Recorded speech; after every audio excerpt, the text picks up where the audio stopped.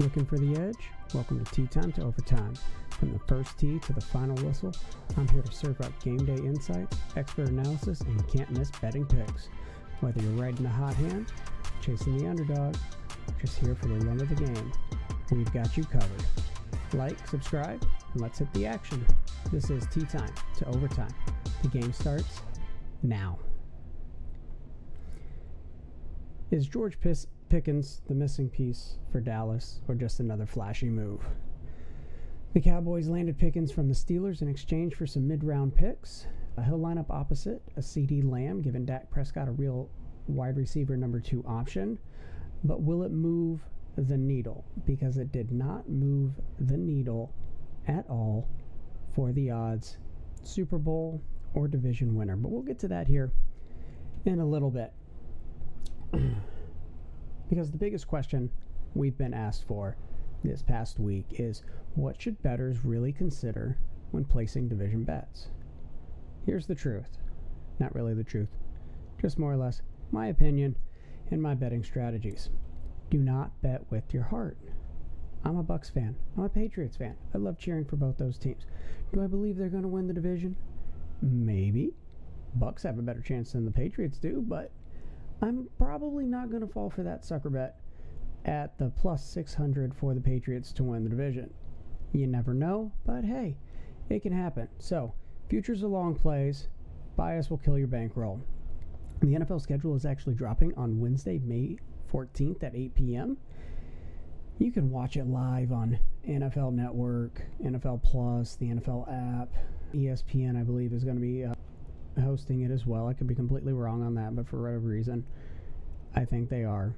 But, we'll see, because I do believe that the timing of when you're playing, like if you're playing Green Bay in the middle of the winter compared to the beginning of the season, that's going to change. That could possibly change the outcome of what you think these teams are going to do.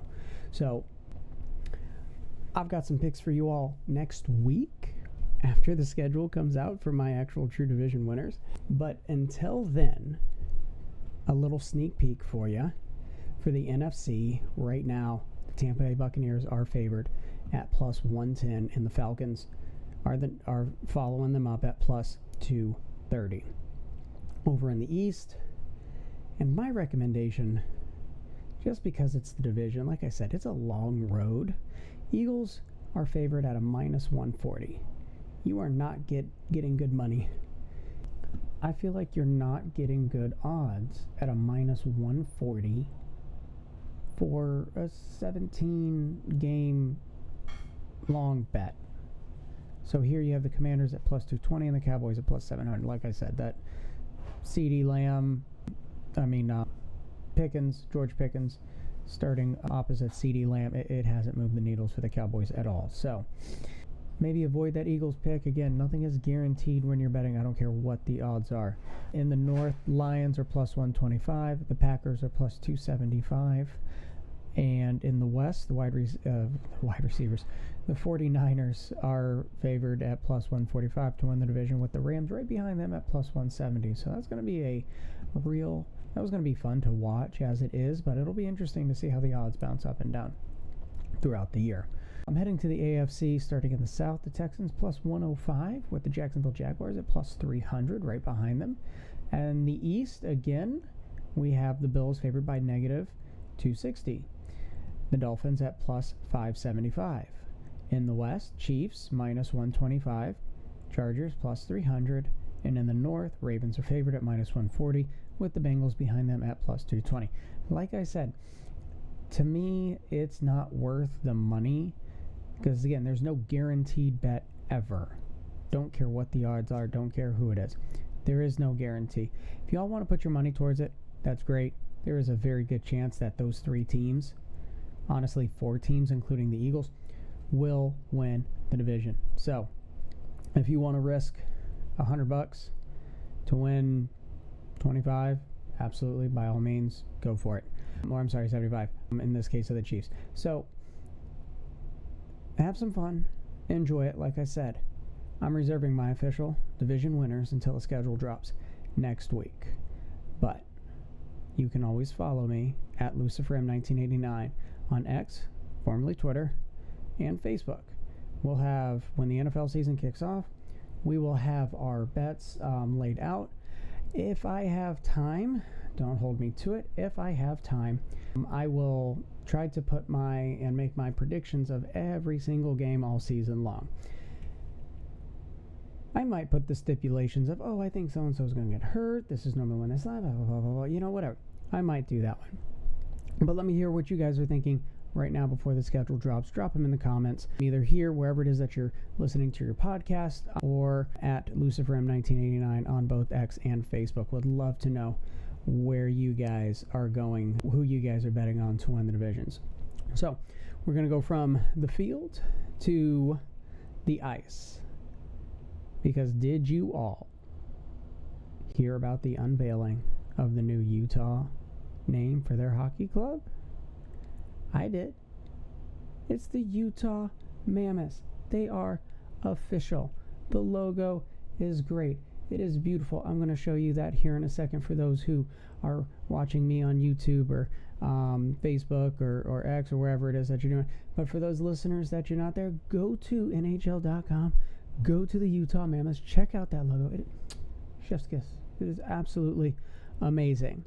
But were you a part of the 850,000 votes to decide on the Utah Mammoths? That's right. Utah put out 4 different surveys, got 850,000 votes for what the name of the franchise was going to be. I think that's awesome. Getting that community input. Setting that... How do I want to say this? Setting that level of community involvement in the very beginning is absolutely amazing. And for those of you wondering about their rally cry, you guessed it, Tusks up, baby.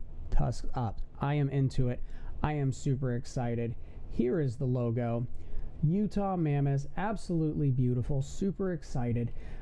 The Mammoth logo, I think, very clean, very crisp. The tusk even, they got that into the shape of a U to represent Utah, and the mountains in the back. Oh my God, I just can't. Probably one of the best logos the NHL has seen in a very long time. Super excited when those jerseys drop. Will most likely get one myself. Probably get one from my former boy Sergachev from the Tampa Bay Lightnings. But as we move on, the NHL draft is about to start. So, how did the Islanders pull off one of the luckiest draft lottery wins in years? Complete luck. And this was literally winning the lottery. They had a 3.5% chance to land the number 1 overall pick. And they did. They were really on pace to get the 10th overall pick. So to them to jump up to number 10, absolutely amazing. Another team who jumped 10 spots, the team we just talked about, the Utah Mammoths, they landed the number 4 overall pick for the NHL draft that kicks off on June 27th on ESPN. That is round 1. 2 through 7 will follow on June 28th. Give you a quick playoff update since we are in round 2. We have a lot less to talk about than we did in round 1. So the Leafs took an early lead on the Panthers, jumping up 2-0. Oilers are up 2-0 on Vegas as well, while the Stars, Jets, Canes, and Caps are even at 1 apiece. We have some great playoff hockey happening here. Whereas in the second round, we saw 32 of 47 games get decided by 2 or plus goals. In round 2, we have only had 2 of the first 6 games win by 2 or more goals. Absolutely insane.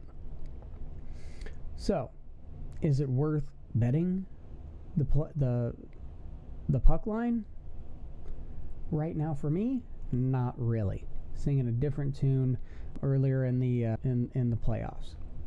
But before we get into more of that, we have something very intriguing, and that is we have the Olympics coming up, right? We have the Olympics coming up next year that the NHL will be participating in. First time since 2014, I might add.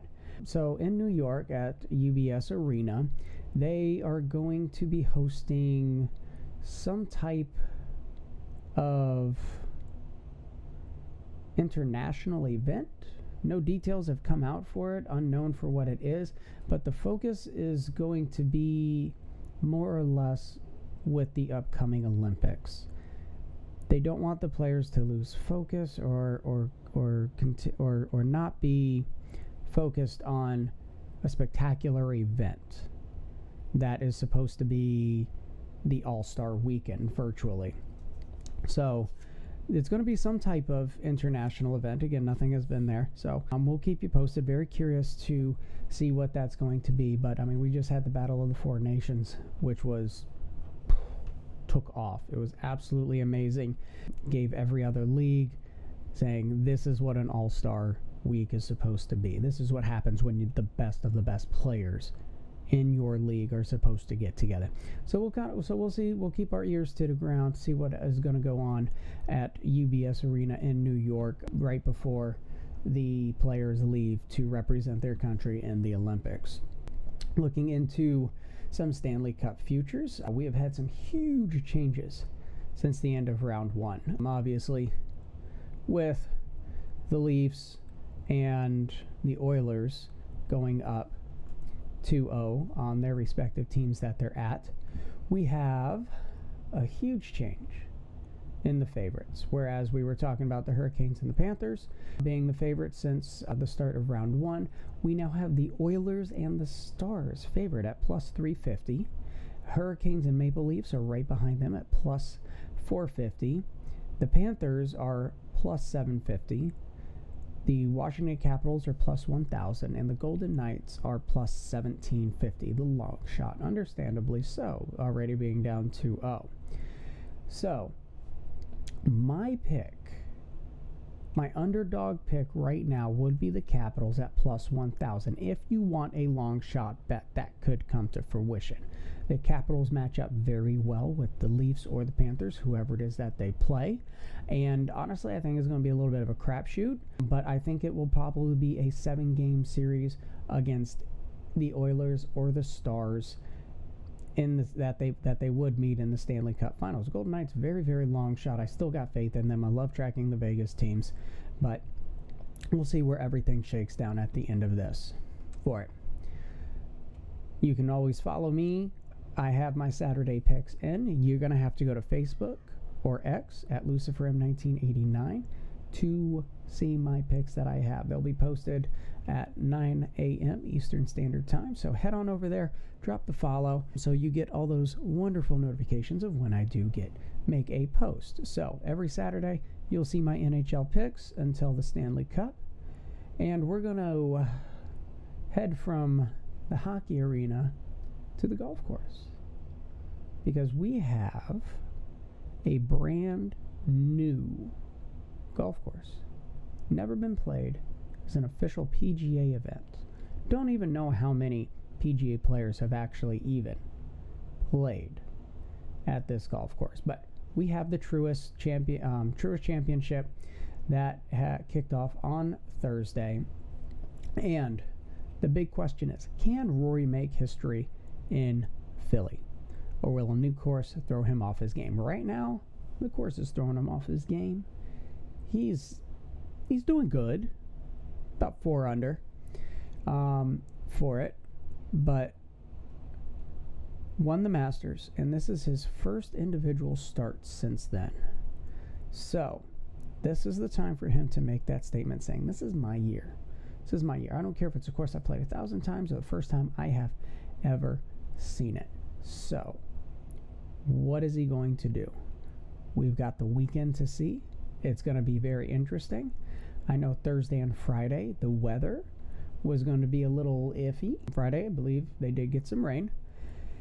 And we're going to head into some softer conditions moving into Saturday and Sunday. So it should be set up perfect for him to shoot some low scores, but he does have a little bit of a hill to climb, as I will get into some of the odds here moving forward into the weekend. But before we get to that, I hope none of you all had Billy Horschel to win the FedEx Cup point. That would have been a hell of a long shot bet. But how big will Billy Horschel's absence from the PGA Tour be? He is out for hip surgery. He's missing the rest of the majors and the FedEx Cup playoffs. He's going to be out for a few months. He did have a solid start. He had 4 top 25s and 2 top 10s. He was currently 58th.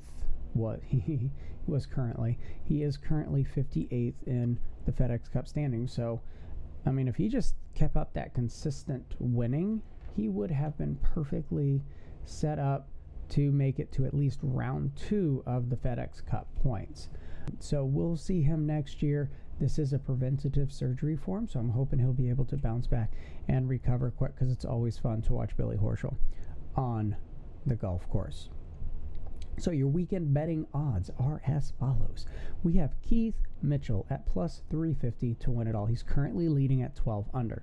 Shane Lowry, right behind him in second at 11 under, 1 stroke back, is plus 400 to win it. Rory McIlroy, plus 600, currently tied for 4th and 7 under. Sepp Straka, plus 650, currently 3rd at 10 under. And then Colin Morikawa, plus 1300, tied for 4th, minus 7. My picks going into this week, and I will have my picks sorted out and posted on Wednesdays before everybody tees off. But my main focus for this tournament being the all-star matchup that we had. I mean, this was an invitational 1 of 5. The focus for me was on the head-to-head matchups and the players making the top 10. And those top 10 players as well, those came with some pretty good odds. Like Justin Thomas, I had it, finishing in the top 10 at plus 160. He's currently tied for 4th at 7 under. Still on that bubble. Also had Jordan Spieth in the top 10, plus 230. He's going to have to play his ass off if I want to win that one. And then also focusing on the matchups as well. So 72-hole matchup bet between Ludwig Åberg and Xander Schauffele. They were both at minus 110, but I put my money on Ludwig. And Ludwig is currently one shot behind Xander Schauffele. So we'll see what happens as that progresses. And the 72-hole matchup, again, it has nothing to do with them playing together within the same group. So it's all that matters what they're going to do at the end. Now, you can follow these as well throughout the weekend as the pairings happen. Then you will get the side bets through those. So keep an eye on the players. Always, always, always great gambling strategy. Keep an eye on that hot hand. I mean, again, we have Rory, who is 5 strokes behind Keith Mitchell. Sepp Straka, 2 strokes behind Keith Mitchell, plus 650, plus 600. Both players are playing very good this season. Both of them are. Question is, does Sepp Straka have that endurance to be able to make up those 2 shots and continue it forward with the likes of Rory McIlroy, Colin Morikawa, Justin Thomas, who just got his first win a couple weeks ago since the PGA Championship of 2022. Plus, this is momentum of them going into the PGA Championship next week, which we'll be talking about next week on the podcast. So, very interesting. Again, keep track of those hot hands. But when it comes down to those first initial bets, if you really want to do them, again, my suggestion anytime you see a big all-star lineup like this is focus on the top 10 and then focus on those whole matchups. That player versus player. Always a little bit easier to predict, in my opinion. But that's just me. And that's a wrap on this round of Tea Time to Overtime. From the greens to the ice and every yard in between, we've covered the plays and the odds. Think you've spotted the next big upset or locked in a winning parlay? Let us know. Subscribe, rate, and follow for your weekly dose of insight, predictions, and betting tips. And remember, play smart, bet responsibly, and enjoy the game. This is Tea Time to Overtime. See you next time.